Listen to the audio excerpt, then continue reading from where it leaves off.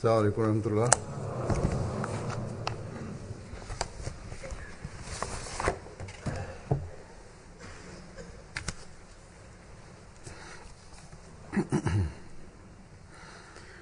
أشهد أن لا إله إلا الله وحده لا شريك له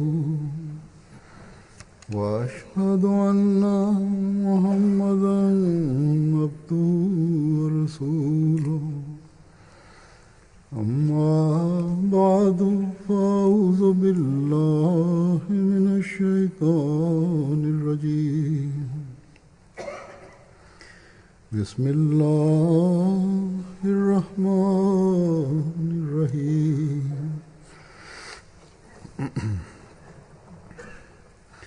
الحمد لله رب العالمين الرحمن الرحيم مالك يوم الدين إياك نعبد وإياك نستعين اهدنا الصراط المستقيم صراط الذين أنعمت عليهم غير المغضوب عليهم ولا الضالين.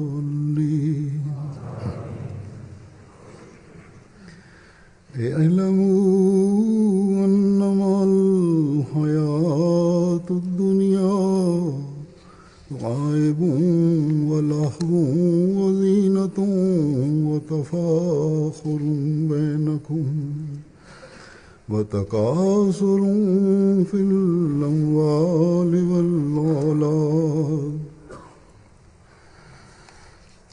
كمثل غيث أعجب الكفار نباته ثم يهيج فتراه مصفرا ثم يكون حطاما وفي الآخرة عذاب شديد ومغفرة من الله ورضوان وما الحياة الدنيا إلا متاع الغرور. इसका तर्जुमा है कि ऐ लोगों जान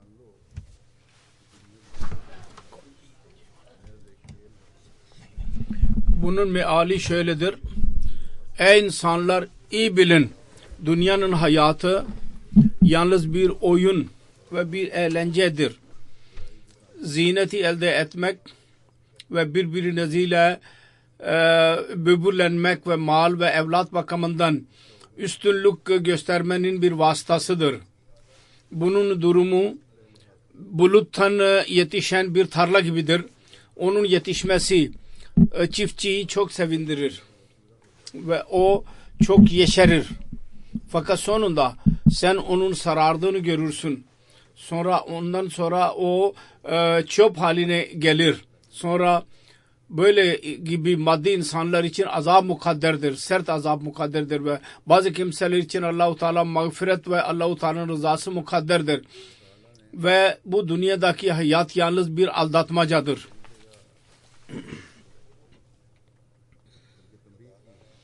Yüce Allah Kur'an-ı Kerim'de birçok yerde buna dikkatimizi çekmiştir. Hatta uyarmıştır da bu dünyanın zahiri hayatı ve bunun kolaylıkları, bunun refahları, mal ve metaı, bütün bunlar gelip geçici şeylerdir. Ve bunların durumu oyuncak ve eğlenceden başka bir şey değildir. Yüce Allah'tan gafil ve kendi hayatının gayesinden gafil olan insan bunlara eğilebilir maddi şeylere. Fakat mümin ki onun gayeleri çok yüksek olur ve olmalıdır da o bu gibi işlerden daha yüksek olur ve yüksek olarak düşünür ve yüce gayeleri ve Allah-u Teala'ya yaklaşmayı ve onun sevgisini aramaya çalışır. Biz ki bu çağın imamı ve Hz. Resulullah sallallahu aleyhi ve sellem'in verdiği gaybi habere göre gelmiş olan vaat edilen Mesih ve vaat edilen Mehdi ve Mesih'in cemaatine girdiğimizi iddia ediyoruz ve kendisinin biyetine girdiğimizi iddia ediyoruz. Bizlerin düşüncemiz kesinlikle çok yüksek olmalı. Biz Ahmedi olarak isimlendirilen gerçek Ahmedi o zaman olacağız. Ne zaman ki biz gelip geçici ve maddi istekler ve lezzetleri gayemiz haline getirmeyelim. O zaman Ahmedi olarak adlandırabiliriz. Hatta dünya onlara yakalanmıştır ve her adım üzerine şeytan merkezler haline yapmıştır. Onlar bu dünyada yaşayan her insanı kendine doğru dikkatini çekmeye çalışır. Bundan tam çaba sarf ederek korunmamız lazım. Bizim gayemiz maddi parayı elde etmek ve dünyadaki lezzetlerden istifade etmek asla olmamalıdır. Çünkü bunların sonucu iyi değildir. Yüce Allah bu maddi eşyaların misalini vererek şöyle buyurmuştur. Bunlar yetişen bir tarla gibidir. Fakat sonunda bunlar sararıp çöp haline getirir ve kuvvetli rüzgara bunları savurup götürür. Aynı şekilde maddi insanların sonucu böyledir. Onların malların çokluğu, onların malları işlerine yaramaz ve evlatları da onların işlerine yaramazlar. Bazı kimseler bu dünyada mallarından ve evlatlarından mahrum olurlar. Ve eğer birisinin zahiri sonucu maddi olarak iyi gibi görünürse de sonunda ahirette orada onun hesabı yapılacak. O yalnız dünyaya meyil ettiğinden dolayı buradaki eğlenceye yöneldiklerinden dolayı ve Allah-u Teala'nın yerini boş bıraktığı için ve ona bu dünyaya fazla dikkat ettiği için orada azaba girerler bunlar. Şüphesiz bazı kimselerin iyilikleri öyle olur ki Yüce Allah kendi onlara mağfiret eyler onlardan. Onları affeder. Onları af buyurur. Yüce Allah'ın merhameti çok geniştir. Ona göre bazı kimseler Allah-u Teala'nın rızasını bazı hayırlarından dolayı Allah-u Teala'nın rızasını elde edenler olurlar. Fakat unutmamamız lazım. Yüce Allah buyurur. Unutmayınız. Bu dünyadaki hayatı her şey sanmayınız. Asıl hayat öldükten sonraki hayattır. Onun için Yüce Allah-u Teala'nın rızasını elde etmek için, hayırlı sonuç için, Allah-u Teala ile alaka kurmak için ve onun buyruklarına göre hareket etmek gereklidir. Ve bir insan Yüce Allah'ın rızasını elde etmeye çalışırsa, onun buyurduğu yollar üzerinde yürürse, o zaman yalnız sonucu olmakla kalmayıp hatta bu dünyayı dahi elde etmiş olur. Allah-u Teala demez ki siz Allah-u Teala'nın yarattığı dünya nimetlerinden istifade etmeyin. Fakat Allah-u Teala şunu kesinlikle buyurmaktadır ki bu maddi eşyaların elde etmek için fazla dalmayın. Öyle ki dini görevliler ve Allah-u Teala'nın hakkına doğru sizin dikkatinizi kalmasın. O kadar dalmayın dünyaya. Vaad edilen Mesih Aleyhisselam bir yerde şöyle buyurmuştur. Allah-u Teala tarafından gelen kimseler dünyayı terk ederler. Bundan murad şudur ki dünyayı kendi gayeleri haline getirmezler. Yani dünya onların gözünde olmaz. Ve bu böyle olmazsa o zaman buyurdu ki dünya onların kölesi haline getirmiş gelir. Ve buna mukabil dünyayı asıl hedef haline getirenler dünyayı ne kadar elde ederlerse sonunda onlar küçük düşürler. Küçük düşerler. Vaat edilen Mesih şunu beyan etti. Bu yalnız o çağın sözü değil, eski bir söz değil. Bugünlerde dahi zannedilir ki dünyanın mali nizamı çok kuvvetlidir ve çok büyük bankalar dahi mevcuttur. Yalnız bu kadarla kalmayıp buna rağmen bu olur. Bankalara güvenerek ticaret yapanlar, iş yapanlar kendi işlerinden ve ticaretlerinden mahrum olurlar. Mahrum kalırlar. Hatta şu dahi görülür. Bankalar dahi son derece zarar etmeye başlarlar. Bunun sonucunda her gün haberler gelir. Bankalar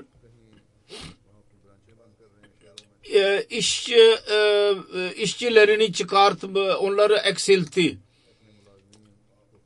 Bazı yerlerde branşlarını, dallarını şehirlerde kapatırlar. Büyük şirketler kendi işçilerini çıkarırlar.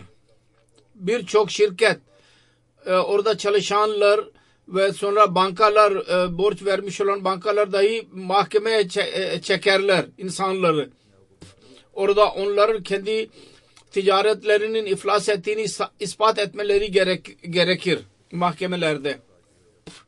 Biz iflas ettik diye onları ispat etmeleri lazım ve ellerindeki bütün mallar ellerinden çıkar ve onlar bir kuruşa muhtaç kalırlar. 2008 senesinde bir eksiklik oldu, mali düşüklük oldu. Onun etkileri hala mevcut. Çok büyük işler iflas etti.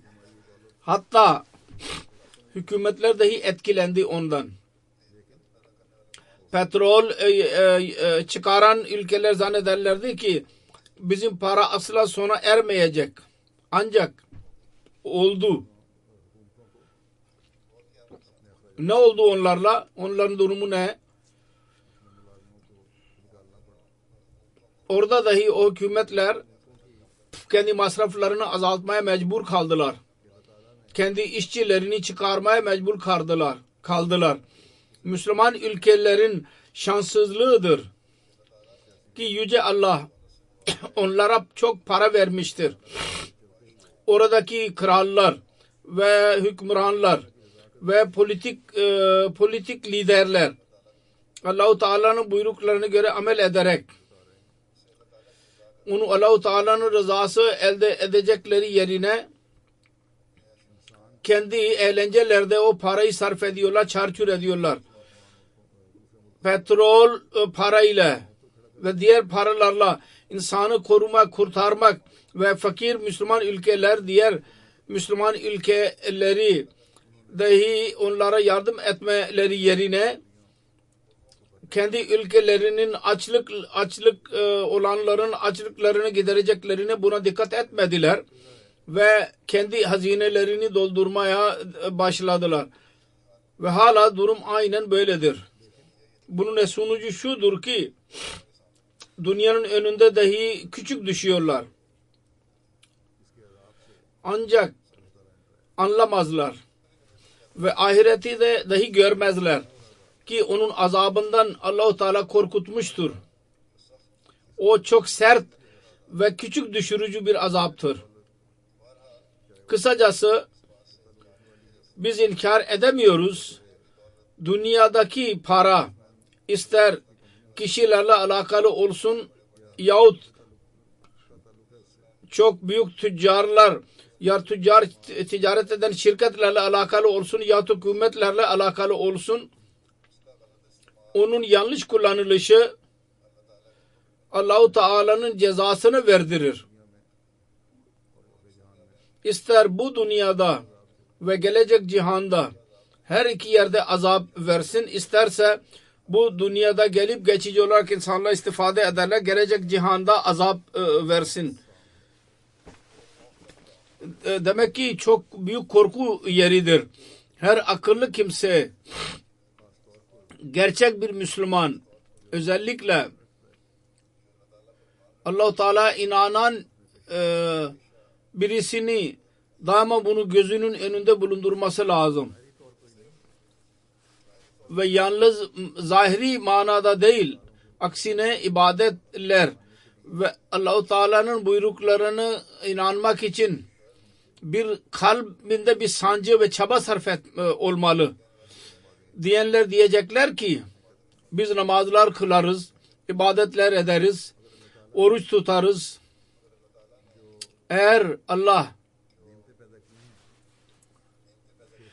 yarattığı nimetleri biz elde etmeye çalışıyorsak bunda ne kötülük olabilir? Birisi ibadetlerde ihlas ve vefa olmalı. Allah-u Teala bunun aynısını buyurmuştur ancak. Sizin ibadetleriniz dahi vefa ve ihlas ile dolu olmalı. Sonra nimetlerle Allah-u Teala'nın mahlukatının hakkını dahi vermelidirler. Bizde ne vardır? Ülkelerin kralları yürüyüşe turist gibi çıkmak için uçaklar fileleriyle giderler. Büyük malzemeyi götürürler. Milyonlarca, milyarlarca dolar onlar üzerinde harcanır ve onların ülkelerinde öyle fakirler var ki bazı kimselerin bir öğün yemek dahi bulamıyorlar. Bu Allah-u Teala'nın buyruğundan uzaklaşmaktır. Bu bir tarafta Allah-u Teala'nın adını anmak ve diğer taraftan onun adını andıktan sonra onun buyruklarını yok saymak. Bu sonunda Allah-u Teala'nın cezasını vacip kılar. Bu eğlencedir. Oyun ve eğlencedir bu zahiri ve zahiri zinet ve böbürlenmedir. Malının yanlış bir şekilde gösterişidir. Ve bu gibi insanlar hakkında Hz. Mesih Maud Aleyhisselam bir yerde şöyle buyurmuştur. Zahiri namaz ve oruç eğer onunla birlikte ihlas ve doğruluk olmazsa onun hiçbir iyiliği yoktur. Ve bu gibi insanların namazları hakkında Allah-u Teala Kur'an-ı Kerim'de şöyle buyurmuştur. فَوَيْلُ لِلْمُسَلِّينَ Bu gibi namaz kılanlara helaket olsun. Gerçekten Allah-u Teala bu gibi ibadetler ve bu gibi işler bizden ister ki onlar bizim manevi durumumuzda iyilik yaratan olsun. Kulların hakları bu his ile biz veren olalım ki bizim içimizde sancı yaratsın. Birisine biz minnet etmeyelim. Ve bu gibi ibadetler dahi Allah-u Teala'nın lütfunu cezbeden olur. Ve böyle bu para, zenginlik dahi Allah-u Teala'nın Allah-u Teala'nın lütfuna varis kılar. Allah-u Teala, Yüce Allah, daha önce de söylediğim gibi maddi dünyadaki mal ve dünyayı kazanmayı yasak etmemiştir. Yüce Allah yarattığı nimetler müminler için yaratmıştır. Bunlar caizdir müminler için. Şart şudur ki caiz yollarla elde edilsin. Ve din yolu için ve Allah-u Teala'nın mahlukatının hakkını vermek için bir engel olmasın. İbadetlere engel olmasın. Hazreti Resulullah sallallahu aleyhi ve sellem çok dikkat ediyordu. Kendi ümmeti hakkında pak inkılap kendisi eshablarda yarattı. Ve onlar dinlerini dünyadan üstün tutmak ruhunu nasıl anladılarsa o gelecek Müslümanlarda yok olmasın. Bir seferinde Hz. Resulullah sallallahu aleyhi ve sellem şöyle buyurdu: ben kendi ümmetim hakkında en fazla korktuğum şudur: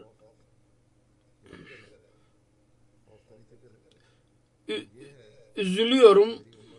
O da şudur ki benim ümmetim arzularına tabi olacak ve maddi beklentilerinin planlarını kuracak ve bu arzuları ve isteklerine tabi olmaları neticesinde haktan uzaklaşacak benim ümmetim.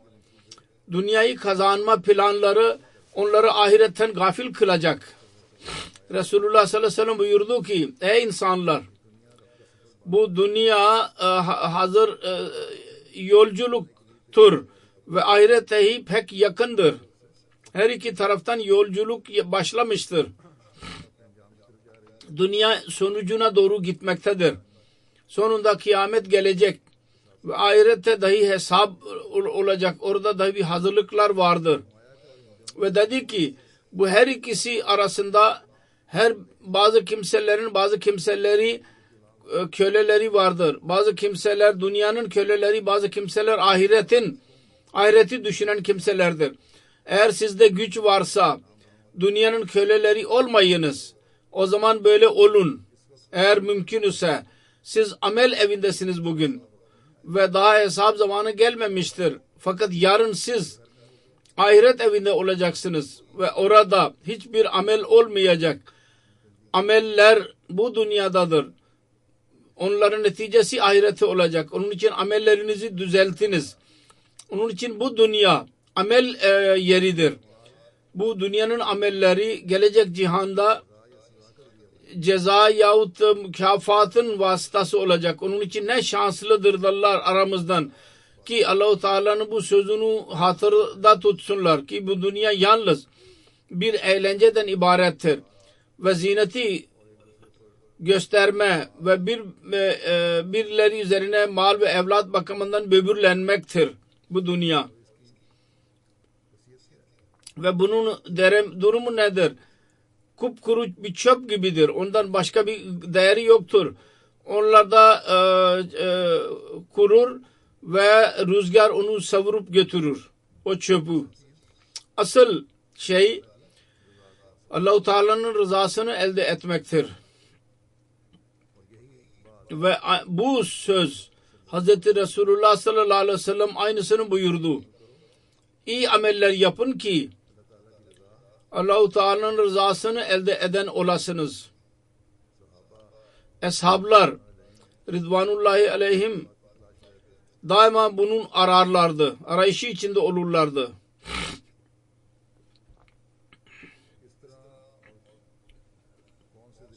Nasıl ve hangi yollarla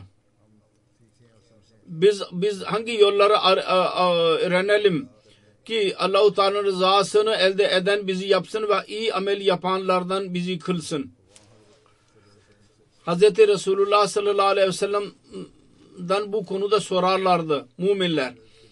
Bu gaye için bir defa adamın birisi Hz. Resulullah sallallahu aleyhi ve sellem'in hizmetine hazır oldu ve sordu. Dedi ki ey Allah'ın Resulü, Bana öyle bir şey iş söyleyiniz ki ben onu yapayım. Allah-u Teala beni sevmeye başlasın ve diğer insanlar dahi beni sevmeye başlasınlar. Allah'ın sevgisini de elde edeyim ve kullar dahi beni sevsinler, beğensinler. Resulullah sallallahu aleyhi ve sellem buyurdu ki dünyadan bir niyaz ol, yüzünü çevir. Allah-u Teala seni sevmeye başlayacak. İnsanlar elinde ne varsa, yani dünyadaki mal ve metaı, onu arzulama, onu isteme. Haris olarak insanların malına bakma. İnsanlar seni sevmeye başlayacaklar. Dünyadan yüz çevirmek bu değil ki insan toplumdan kesilsin. Kesinlikle tamamen alakasını kessin. Bu demek değil. Evlenmesin. Evladın hakkını vermesin insan. Karısının hakkını dahi vermesin. Var olan ticareti dahi bıraksın ve bomboş kalsın. Çaba sarf etmesin dünyadaki işlerde. Ve bunun anlamı yalnız bu değil. İslam bunu istemez. Fakir olun. Hayır. Bizim önümüzde Hz. Resulullah sallallahu aleyhi ve sellem'in örneği vardır. Kendisi evlendi de karılarının, hanımlarının hakkını dahi verdi. Evladı dahi oldu. Evlatlarının hakkını dahi verdi. Elinde para dahi geldi. Keçilerin çok büyük keçiler olurdu, koyunlar. Bazı rivayetlerde vardır. Bir kafire dahi verdi bir defa. Götür, ne kadar istiyorsan, çok hırslısın, götür. Neticesi şu oldu ki o Müslüman oldu hemen. Fakat kendisi bütün bunlar olmasına rağmen Allah-u Teala ve kulların hakkını verdi. Ve bunları gözünün önünde bulundurmadı. Resulullah sallallahu aleyhi ve sellem buyurdu ki sizin benim sünnetime tabi olmanız lazım. Yalnız sadık olmamalısınız. Yani fakir olmamalısınız. Bunları da gözlerinizin önünde bulundurmanız lazım. Çünkü ben de aynısını yaptım. Onun için bizim bilmemiz lazım. Bunun anlamı şudur ki dünya bizim ibadetlerimize engel olmasın. Bizi Allah-u Teala'nın emirlerine göre amel etmekten bizi alıkoymasın. Paraya fazla onu kazanmaya çalışsın. Allah-u Teala'nın hakkından bizi gafil etmesin. Ve başkasının parasının hırs gözüyle bakmayalım. Çünkü hırs gözüdür ki insanlara zarar verme düşüncesini ortaya çıkarır. Ve dünyadaki fesat yalnız bu hırs yüzündendir. Çok büyük güçler, küçük ülkeler üzerinde yalnız şu bakımdan bakarlar ki bunlar bize tabi olacaklar ve onların parası, onların kaynaklarından biz istifade edeceğiz. Kısacası bu dünyadaki fesat dahi bu yüzden olur. İster fertler arasında olsun, ister büyük hükümetler arasında olsun ki başkasının parası üzerinde göz dikerler. Fakat dedi ki kanaatiniz olmalı. Evet, kendi yetenekleriniz ve hünerinizi işe koyun. Çaba sarf edin. Ve sonra insan çaba sarf ederse o zaman parayı elde edebilir. Yeter ki bu mal Allah-u Teala ve onun kullarının hakkını vermek için mani olmasın. Dünyaya yüz çevirmenin izahatını Resulullah sallallahu aleyhi ve sellem bizzat şöyle buyurdu. Dedi ki dünyadan yüz çevirmeniz ve zühd bu değil ki insan kendisi üzerine helali haram kılsın. Allah-u Teala helal ettiği bazı şeyleri haram etmek, bu dünyadan yüz çevirmenin anlamı bu değil. İnsan malını berbat etsin bu demek değil. Var olan Allah-u Teala size mal vermiştir, onu mahvedin, berbat edin bu demek değil. Aksine zühd budur. ki malınızdan daha fazla Allah-u Teala'nın mükafatı ve onun bağışlaması sizin gözünüzün önünde olsun. Kendi malınıza güvenmeyin. Allah-u Teala'ya güvenin. Ona tevekkül edin. Ve bir musibete katlandığınız zaman onun ecri ve mükafatı ve sevabı gözünüz önünde olsun. Ve siz musibetleri sevap vasıtası haline getirin. Zorluklar gelir, musibetler gelir insan üzerine. Onları Tanrı yapmayın. Onların yüzünden malınız zayi olduysa onun üzerinde matem etmeyin. Aksine zannedin ki bundan dolayı belki Allah-u Teala beni sınamaktadır. Ve onun sevabı dahi bana verilecek. Asıl şudur ki dünyadaki malın zararı üzerine o kadar fazla insan üzülmesin ki içinden şirk kokusu gelsin. Bazı tüccarlar olurlar. Mali zarar üzerinde onlar deli olurlar. Bazı kimseler intihar ederler. Eğer Allah-u Teala ya tevekkül olursa ve kanaat olursa bu durum asla söz konusu olmaz. Onun için Resulullah sallallahu aleyhi ve sellem bizden, müminlerden, kendi ümmetinin üyelerinden bu zühd ve dünyadan yüz çevirmenin bu yüksek seviyesini istiyordu. Allah-u Teala'nın lütfudur ki bu çağda Yüce Rabbimiz birçok Ahmedilere Mesih Maud Aleyhisselatü Vesselam'a inandıklarından dolayı idrak nasip etmiştir. Onlar dünyadaki zararlar onların gözü önünde bir anlamları yoktur. Onlar bilirler ki bu durumda Yüce Allah-u Teala'ya daha fazla dönmem lazım. Biz görüyoruz mesela ki Pakistan'da dahi ve bazı diğer yerlerde dahi Ahmediler üzerinde yüz binlerce ve milyonlarca onların işlerini ateşe verdiler, mahvettiler. Hatta bir zamanlar Pakistan'daki başbakan bir başbakan dedi ki Ahmedilerin elinde ben onları dilenci haline getireceğim ve dilenci haline getirdi de kendi kafasına göre. Fakat Allah-u Teala güvenen o insanlar Allah-u Teala'dan istediler. Bunlardan istemediler dilenciler gibi. Aksine Allah-u Teala'ya güvendiklerinden dolayı binlerce, milyonlarca rupilik para milyarlarca haline geldi. Bu örnekler Ahmedilerin imanını kuvvetlendirmek içindir. Bir taraftan diğer taraftan kendi durumlarından dolayı dışarı çıkmış olan Ahmediler için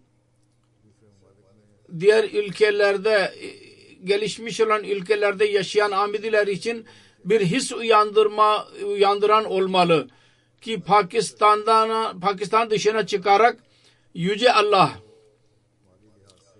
mali bakımdan bize iyilik vermiştir.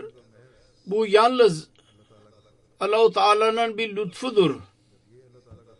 Bu Allah-u Teala'nın bir lütfu ise ve Mesih Maud Aleyhisselatü Vesselam'ın biyetinin bereketinden dolayı ise bu o zaman bizim iyi durumumuz hiçbir şekilde böbürlenme vesilesi olmamalı. Bununla iftihar etmemeliyiz. Mal ve paradan dolayı maddi insanlar gibi üzerine düşmemeliyiz. Haris gözüyle başkasının malına bakmamalıyız. Aksine Hz. Resulullah sallallahu aleyhi ve sellem'in buyurduğu gibi eğer bir şeyi gıpta ediyorsak din bakımından kendimizden daha iyi olana bakmamız lazım. Ve bakarak ya onun gibi olmaya çalışmamız lazım din bakımından yahut da ondan dahi daha iyi olmaya çalışmamız lazım. Vaat edilen Mesih Aleyhisselam dahi çok detaylı bir şekilde bu konuyu beyan etmiştir. Kur'an-ı Kerim'in talimatına göre Hz. Resulullah sallallahu aleyhi ve sellem'in buyruklarını anlayarak en fazla kendisi anlıyordu. Bizim dünyadaki malları ve dünyadaki eğlenceleri ne derece kadar benimsememiz lazım. Bir seferinde mesela Hz. Mesih Aleyhisselam şöyle buyurdu. Allah-u Teala dünyadaki eğlenceleri caiz bırakmıştır. Çünkü bu yollarla dahi insan sınanır. Fakat eğer dünyadaki işler birisi yapmıyorsa, mali durum çok kötü ise o zaman yine sınama olur. İnsan zorluklara katlanır. Ve buyurdu ki bu sınav yüzünden insan hırsız haline gelir, kumar oynamaya başlar, insanları aldatır ve ne gibi kötü adetlere girer. Mali zarar dahi insanı kötülüklere sevk eder. Dedi ki fakat her bir şeyin bir sınırı vardır. Unutmayınız, bir sınır vardır. Dünyadaki eğlenceleri o derece benimseyin ki din yolunda sizin için yardım olsun. Maksud bizzat din olsun. Ki onun asıl gayesi sizin dini elde etmeniz olsun. Din hiçbir zaman ikinci plana düşmesin. Dünyayı kazanın. Dünyadan istifade edin. Fakat daima Yüce Allah'ın korkusu ve onun takvası önünüzde olsun. Dünyanın talimatı önünüzde olsun. Dedi ki biz dünyadaki meşgalelerden biz onları yasak etmiyoruz ve demiyoruz ki gece gündüz dünyadaki işlere girerek Allah-u Teala'nın yerini dahi dünya ile doldurun. Allah hatırınızda olmasın. Hep dünyaya katlanın. Namaz zamanında internet üzerinde meşgul olun. Filmleri seyredin ya başka bir dünyadaki program seyredin. Hayır, böyle olmamalı. Dedik eğer birisi böyle yapıyorsa o mahrum yollarını arar ve onun dili üzerinde yalnız iddia baki kalır. Yalnız iddiadır, gerçek yoktur, iman yoktur. Kısacası diri insanların sohbetinde bulunun ki Allah-u Teala'nın tecellisini görebilirsiniz. Sonra bir seferinde Mesih Aleyhisselam şöyle buyurdu. Bir insan zannetmesin ki insan dünyadan bir alakası olmasın bir insanın. Benim asıl gayem bu değil. Ve Allah-u Teala dünyayı elde etmeyi yasak etmemiştir. Aksine Yüce Allah rahmaniyeti yasak etmiştir. Bu korkak insanların görevidir dünyadan tamamen çekilmek. Müminin ilişkisi dünya ile ne kadar geniş olursa onun yüce mertebesine vesile olur. Dünyadaki alakalar dahi olsun fakat dünya gayesi olmasın. Çünkü onun asıl hedefi din olur. Ve dünya ve onun malı dinin hizmetçisi olur. Onun için asıl şudur ki dünya maksud bizzat kendi zatında maksud olmasın. Asıl gaye din olsun. Ve öyle dünyayı elde edelim ki o dinin hizmetçisi olsun. Nasıl bir insan bir yerden başka bir yere gitmek için yolculuk için bir binek ve azık alır yanına. Onun asıl gayesi menzile ulaşmak olur. Fakat binek ve azık onun gayesi olmaz. Aynı şekilde insan dünyayı elde etsin fakat dünyanın hizmetçisi zannederek. Sonra bu konuda Allah-u Teala'nın öğrettiği bu dua Rabbana atina fid dünya haseneten ve fil ahireti haseneten ve kina azabınar. Bundan bahsederek diyor ki bu Allah-u Teala bu talimat verdi. Rabbana atina fid dünya haseneten ve fil ahireti haseneten. Bunda dahi dünya önünde tutulmuştur. Fakat hangi dünya? Hasene-i dünya. Öyle dünyanın hasenatı ki ahirete dahi haseneye sebep vesile olsun. Bu duanın talimatından insan apaçık olarak anlar ki mümin dünyayı elde etmek için hasenatul ahireyi gözünde bulundurma, ahiret iyilerini ve aynı şekilde bu kelimede dünyadaki bütün yollar aklına gelir ki insan dünyayı elde etmek için onları benimsemeli. Dünyayı her yolda elde edin ki onun vasıtasıyla iyilik olsun. Fakat öyle bir yol benimsemeyin ki başka bir insana zarar veren, eziyet veren olsun. hem cinslerde sizi utandırmasın. Öyle yollarla dünyayı elde edin.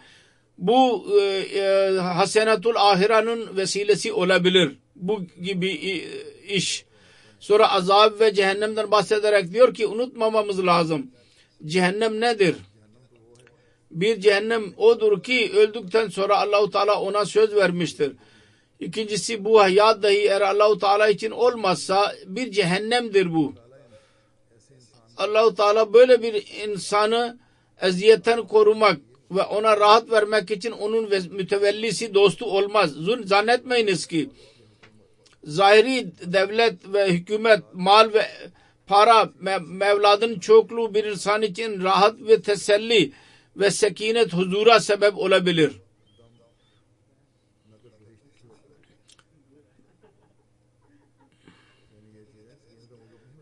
Bunlar huzura sebep olmaz ve bunlarla cennet elde edilemez. Asla. Bu gibi şeyler dine cenneti vermez insana. Teselli ve huzur ve itminan ki cennet mükafatlarındandır. Bu gibi işlerle insana nasip olmaz. Allah-u Teala'nın zatında yaşamakla ve orada ölmekle insana nasip olur. İnsan her zaman insanın Allah-u Teala'nın insanın gözünde olsun. Dünyadaki hasenatları dahi, iyilikleri dahi Allah-u Teala'nın buyruklarını elde etsin ve o zaman ahiretin iyiliklerini ancak o zaman elde edebilir. Ve Allah-u Teala gözünün önünde daima gözünün önünde olmasa, Allah-u Teala beni görüyor. Bu düşünce daima gözünün önünde olmazsa, mesela Hz. İbrahim Aleyhisselam ve Yakub Aleyhisselam'ın vasiyeti buydu. La temutuna illa ve entum muslimun. Asla ölmeyiniz. Müslüman olmadığınız durumda ölmeyiniz. Bunun anlamı budur ki insan bilemez. İnsanın elinde değil ölmek ve dirilmek. Daima demek ki Allah-u Teala'nın buyruklarınızı düşünün ve ahireti düşünün. Dedi ki dünyanın lezzetleri pis bir hırsı yaratır ve dünyanın susuzluğunu çoğaltır. Dünyanın lezzet nedir? İstiska hastaya yakalanmış gibi bir insan hasta olur. Susuzluk hastası olur. Su içmeye devam eder. Sonunda su içe ölür. Onun susuzluğu gitmez. Aynı şekilde dünyanın talebidir. Dünyanın talebi asla sona ermez. Öyle ki o insanlar helak olurlar. Onun için bu yersiz şeyleri elde etmek için bu dünyadaki cehennem gibidir. Dünyadaki hasretler bir ateş gibidir. Ve bu bir cehennemdir. Dedi ki bu insanın kalbine zarar vermez. İçinde bir ızdırap içinde tutarlar. Onun için ey benim dostlarım, benim dostlarımın gözünden bu asla gizli kalmamalı. İnsan mal ve zenginlik ve par ve kara ve çocukların sevgisinden dolayı o kadar divane olmasın ki bunda ve Allah-u Teala'nın arasında bir hicab, bir engel oluşsun. Allah'tan insan uzaklaşmasın bunlardan dolayı. Dedi ki mal ve evlat fitne olarak isimlendirilir. Ondan dahi bir cehennem hazırlanır. İnsan bunlardan ayrılırsa çok üzülür. Ve bu narullahil mukadatullati tattalu alal afida, yani Allah-u Teala'nın alevlendirdiği ateş kalplere kadar ulaşır. Menkuli olarak kalmaz. Makuli olur. Yani sözde değil, akıllı bir şekilde de ispatlanır. Bir kör gibi insanın kalbini yakar.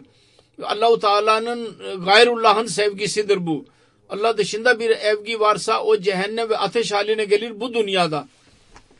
Onun için bizim bu dünyadaki kolaylıklar ve rahatlar Allah-u Teala'nın ibadetinden gafil kılan olmasın. Onun hakkını vermekten mahrum kılan olmasın. Bizim iyi durumumuz,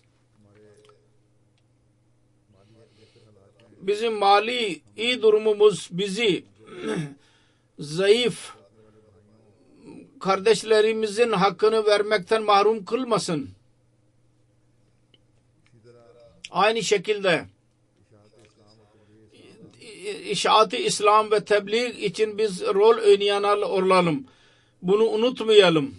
Mesih Maud Aleyhisselatü Vesselam'ın biyetine girmenin anlamı budur. Ki Allah-u Teala'nın hakkı dahi verilsin ve kulların hakkı dahi verilsin. Ve tebliğin hakkı, yani İslamiyet'i ihya etmenin gayesi dahi tamamlansın. Bununla dini dünyadan üstün tutmanın gayesini biz tamamlayabiliriz.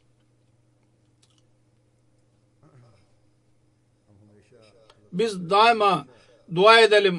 Biz daima Allah-u Teala'nın rızasını arayalım. Ve bu dünyanın aldatıcı bir dünya bizi asla üstün çıkmasın. Bu dünyanın cehenneminden dahi korunan olalım ve ahiretin cehenneminden korunan olalım.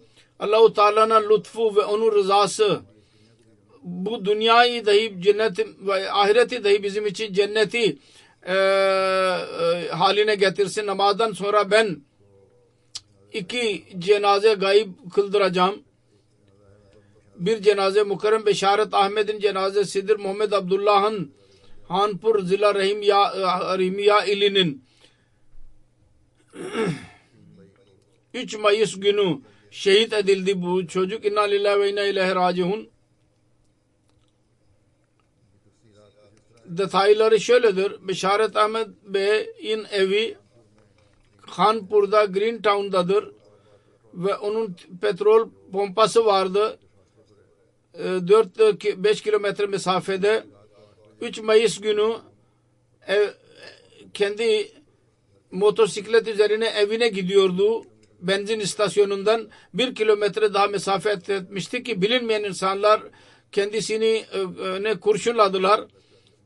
O da başına isabet etti ve orada yerinde şehit oldu. İnna lillahi ve inna ileyhi raciun.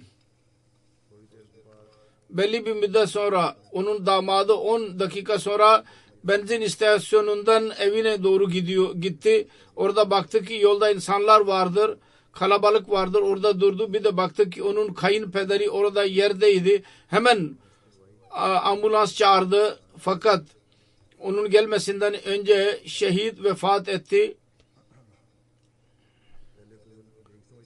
Daha önce bunu damadı zannetti ki bir hadise olmuştur, kaza.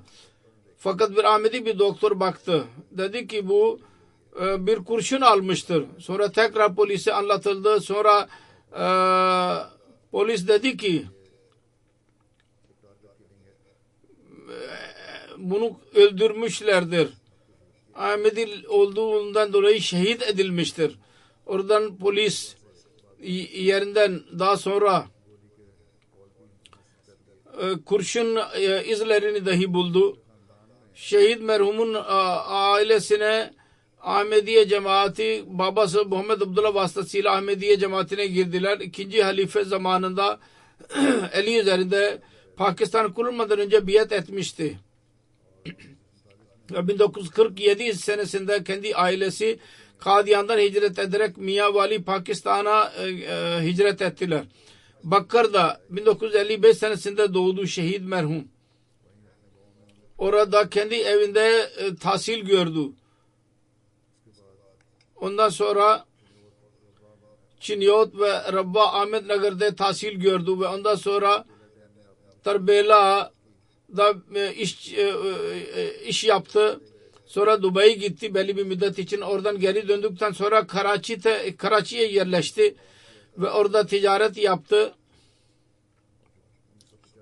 1985 senesinde Karachi'nin durumunun kötü olduğundan dolayı Hanpur'a geldi ve orada benzin istasyonunu yaptı. Allah-u Teala'nın lütfuyla Musi'ydi. Şehadet zamanında 62 yaşındaydı. Değişik görevlerde hizmet etti. 3 seneye kadar Hanpur Sadr Cemaati olarak görev yaptı. Uzun zaman Umur Amme sekreteri görevini yaptı. Çok iyiliklere sahipti. Çok ihlas sahibi, güler yüzlü bir kimseydi. Ve diğerleri dahi daima onları memnun ederdi. cemaat görevini tam çabayla ve istekle yapardı. Hanpur Ahmediye cemaatinin camisinin gözetimi yapardı ve temiz tutardı. Bahçesini temizlerdi. Temizlik yapmak, orada her şey kendisi cebinden yapardı. Ağaçlar dikmek vesaire, fidanlar. Tam çanda verirdi. Ailesinin çandasını dahi verirdi.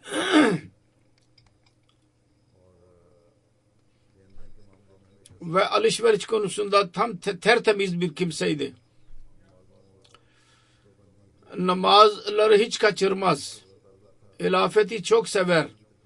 Çocuklarına da derdi ki hilafete bağlı kalın. Bunun karısı ve 2 oğul ve bir kızı vardır. Allah Teala şehidin derecelerini yükseltsin ve onun nesillerini dahi Ahmediyete bağlı tutsun. Amin. İkinci cenaze Profesör Tahira Pervin Malik hanımdır. Melek Muhammed Abdullah merhumun kızı idi. Punjab Üniversitesi'nde profesör idi. O dahi 17 Nisan günü birisi, üniversitede çalışan birisi bıçakla saldırarak şehit etti. Tabii ki hırsızlık niyetiyle girdiydi. Baktı ki o beni görmüştür, ondan dolayı yaptı. Fakat Pakistan'da Ahmedi olmak diğerlere bir izin verir.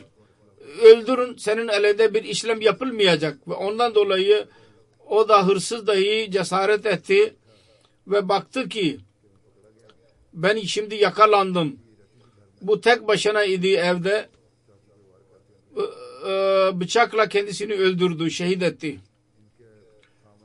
Onun kocası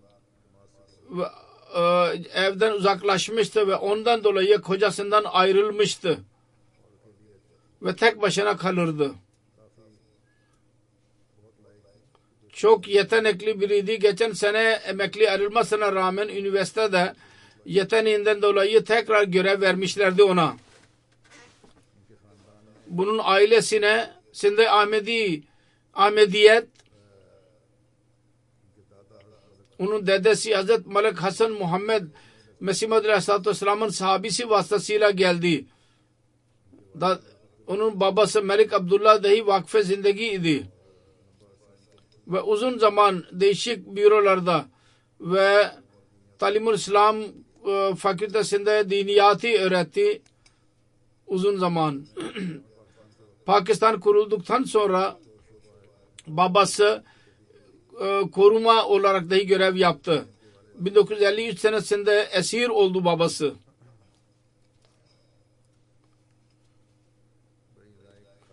Çok yetenekli, bilgili bir zat idi. İlk olarak Rabbata tahsil gördü. Ondan sonra Lahore College for Women'da BSc yaptı. Sonra Punjab Üniversitesi'nden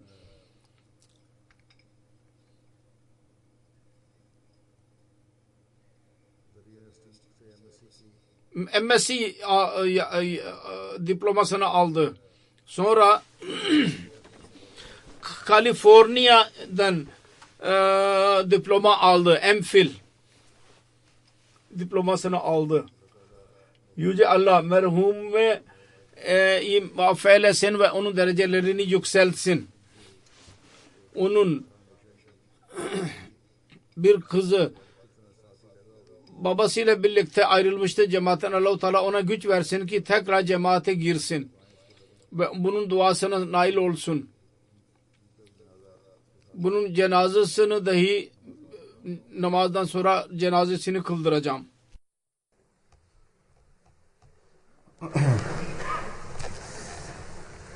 Elhamdülillah. Elhamdülillah. Nahmaduhu ve nestainuhu ve nestağfiruhu. Ve nu'minu bihi ve netevekkalu aleyh. Ve na'udzu billahi min şururi enfusina. Ve min seyyiati a'malina. من يهده الله فلا مضل له ومن يضلل فلا هادي له ونشهد أن لا إله إلا الله ونشهد أن محمدا عبده ورسوله عباد الله رحمكم الله إن الله يأمر بالعدل والإحسان وإيتاء ذي القربى وينهى عن الفحشاء والمنكر والبغي يعظكم لعلكم تذكرون اذكروا الله يذكركم